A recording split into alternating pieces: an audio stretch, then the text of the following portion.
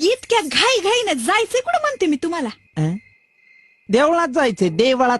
देवळात? हो घरच्या देवाला कधी हात जोडला नाही आणि आज अचानक देवळात? हो, अगं देवळात नर्तनाचा कार्यक्रम, कीर्तनाचा कार्यक्रम आहे ना आज देवळात. तिकडे चाललोय कीर्तनाला. ही वेळ झालं, मी बी येते कीर्तनाला. नको नको नको. का हो? अगं कसं आहे ना, तो बुवा जो आहे तो कार्तिक स्वामीचा भक्त आहे. त्याला बायाची सावली पण चालत नाही. बायांना लगे प्रवेशच नाही तिथं.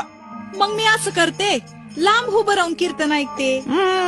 नको अगं, अगं तसं नको करू. तुला काय करायचं एवढं लांब येऊन?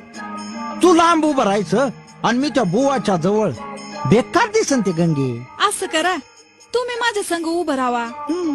बात तो सही है.